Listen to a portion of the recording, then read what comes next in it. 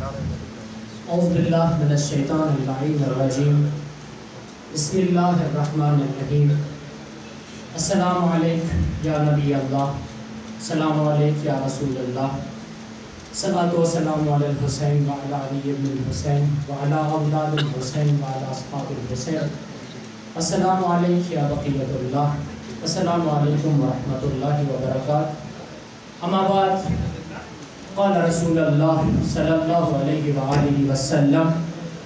کلکم راعٍ وکلکم مسئول عن رعیتہ۔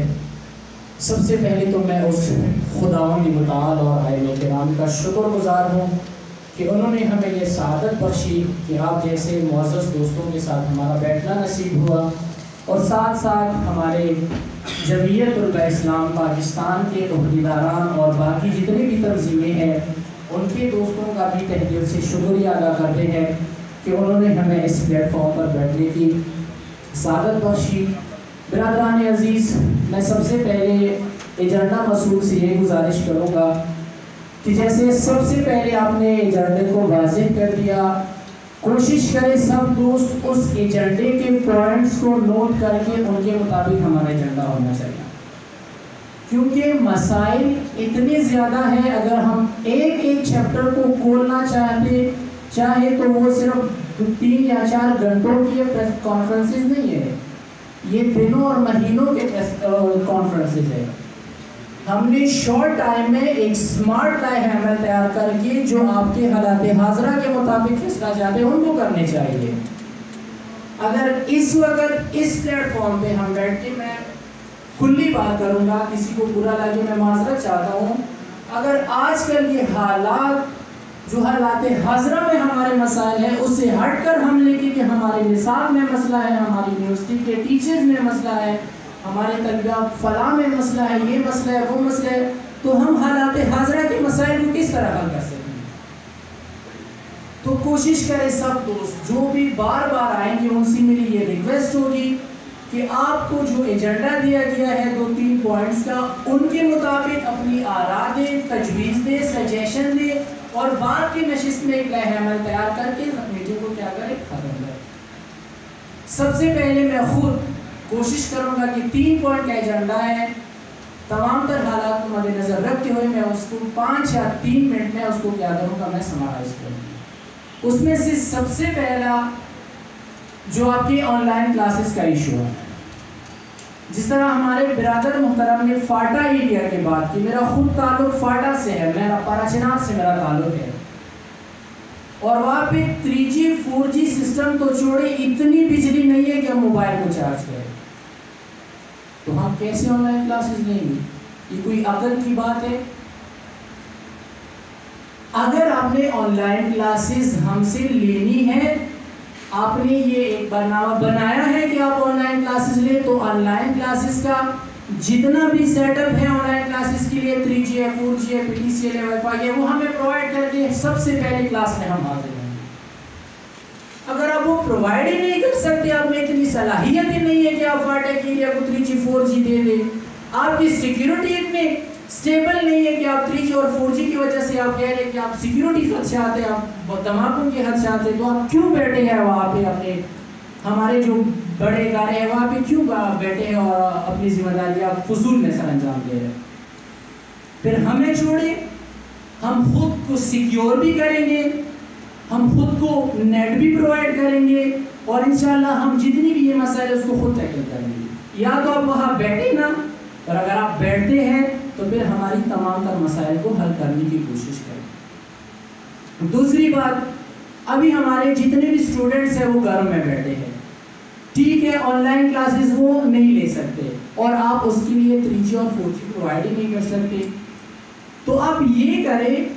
کہ اگر آپ مسجد کو کھول سکتے ہیں، آپ امام بارگاہ کو کھول سکتے ہیں، آپ کے بڑے بڑے مجالس ہو رہے ہیں، آپ کی بڑے بڑے ریلیاں ہو رہی ہیں، آپ کا شاپنگ مال کھولا ہے، آپ کے اڈے کھولے ہیں، آپ کا ٹرانسپورٹ کھولا ہے، آپ کا ایئرپورٹ کھولا ہے، تو آپ کے ساتھ اتنا لائحہ عمل نہیں ہے کہ آپ کالج اور یونیورسٹی کو کھولیں۔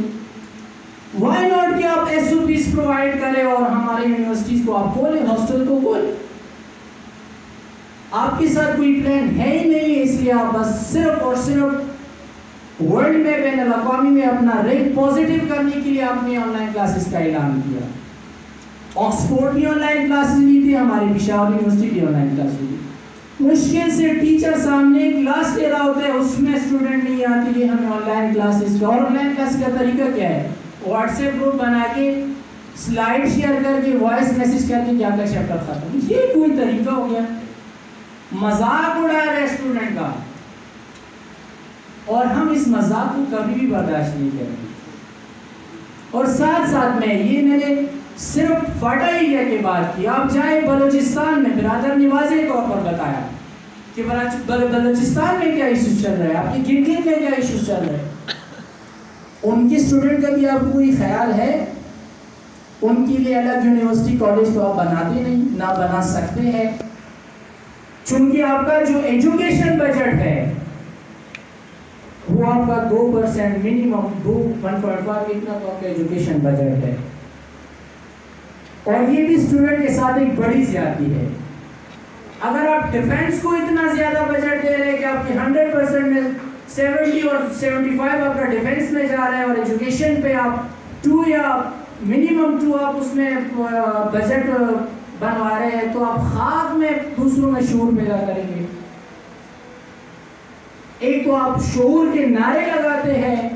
ہمیشہ یہی کہتے ہیں کہ ہم نے عوام کو شعور دینے والے، یہاں پہ آپ اس کے ساتھ زیادتی کر کے ایجوکیشن کا بجٹ سٹینڈرڈ جو رکھا گیا ہے 4%، وہ بھی منیمم ہے، اس سے بھی آپ کم رقم لا رہے ہیں۔ تو ہمارا نیکسٹ مطالبہ یہی ہوگا کہ جو ایجوکیشن بجٹ آپ نے پیش کیا ہوا ہے اس کو ہم نامنظور کرتے ہیں، دوبارہ آپ ایجوکیشن کے لیے بیٹھے اور اس کے لیے صحیح طریقے سے بجٹ کا انعقاد کریں۔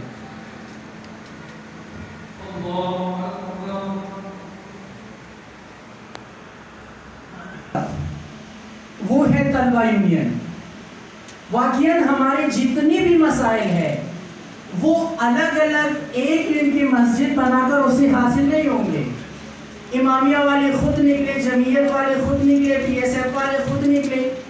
اور ایک ہی جگہ پہ 2 پریس کانفرنس ہو رہے، 2 احتجاج ہو رہے، تو حکومت والے آپ کو خاک سنیں گے۔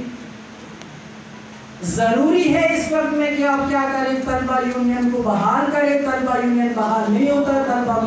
محاذ کو بحال کرے، وہ بھی آپ سے نہیں ہوتا۔ ایک ایسی کمیٹی بنے جو آپ کے حالات حاضر کو حل کرے، لیکن اس سے پہلے کہ آپ یہاں پہ کمیٹی بنانا چاہے، جو آپ کی اس سے پہلے 2 چیزیں بنی ہیں اس کی اپ اینڈ ڈاؤن کو آپ نے دیکھنا ہوگا کہ what are their positive role and what are their negative roles۔ جب تک آپ نے طلبہ یونین کی ان پازیٹیو اور نیگیٹو چیزوں کو آپ نے اٹھایا نہیں ہے، آپ نئی کمیٹی نہیں بنا سکتے، کیونکہ نئی کمیٹی بھی انہی مسائل کا شکار ہوں گے جن مسائل کا آج طلبہ یونین شکار ہے، متحدہ طلبہ محاذ شکار۔ تو ہم آپ سے بھی یہ گزارش کریں گے اور حکومت عہدیداروں سے بھی یہ گزارش کریں گے کہ اس کانفرنس میں ہم جتنے بھی مسائل کو ڈسکس کر رہے ہیں، یہ میں اکیلے سٹلین نہیں کر رہا، یہ میں پوری اسٹوڈنٹس کے لیے کر رہا ہوں۔ جو اسٹوڈنٹ میرے پاس ہے میں ان کے لیے کر رہا ہوں، میں ان کا نمائندہ یہاں پہ بیٹھا ہوں، اور یہ آواز جو میں اٹھا رہا ہوں یہ آواز ان سب اسٹوڈنٹس کی ہے۔ تو آپ کوشش کریں گے، ہم حکومت کے عہدیداروں سے یہ مطالبہ ہم کرتے ہیں کہ یہاں سے جو بھی پریس ریلیز جائے گا، جو بھی یہاں پہ فیصلہ ہوگا وہ آپ نے ماننا ہوگا، اور اگر ماننا نہیں تو ہمارے پاس طریقے پھر اور بھی ہیں، ہم سڑکوں بھی نکل سکتے ہیں، ہم زبردستی سی یونیورسٹیز بھی بلا سکتے ہیں، اور ہم پھر جو بھی کرنا چاہے جب اسٹوڈنٹ چاہے تو انشاءاللہ وہ کر کے دکھائیں گے۔ اس طرح آخر میں یہ کہوں گا، ایک شاعر فرماتے ہیں کہ ارادے جن کے پختہ ہو، یقین جن کی خدا پر ہو۔ ارادے جن کے پختہ ہو، یقین جن کی خدا پر ہو، تلاطم خیز موجوں سے وہ گھبرایا نہیں کرتے۔ پھر ہم آپ کی ان لاٹھی چارج، آپ کا یہ گیس اور یہ فدا یہ وہ ہم اسے نہیں کرتے۔ آپ جیل بھروائیں، ہم جیل جائیں گے، آپ جو بھی پھر سزا دینا چاہیں گے ہم وہ کریں گے، چونکہ یہ درس ہمیں ملا ہے اس خیبر کے دروازے کے اڑانے والے سے،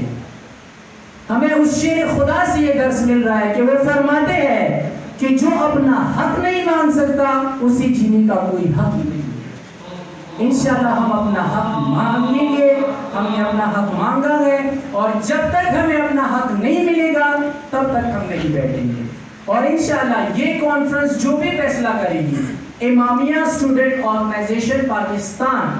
ہم آپ کے ساتھ کھڑے ہوں گے۔ آپ لیڈ کریں، جو بھی لیڈ کرنا چاہتے ہیں، ہمیں کوئی انٹرسٹ نہیں ہے کہ ہم لیڈ کریں گے، لیکن ہم فائٹ کریں گے اسٹوڈنٹس کے رائٹ کے لیے، اور انشاءاللہ ہم اس میدان میں ہر وقت حاضر ہوں گے۔ آخر میں جن دوستوں کو اگر میری باتیں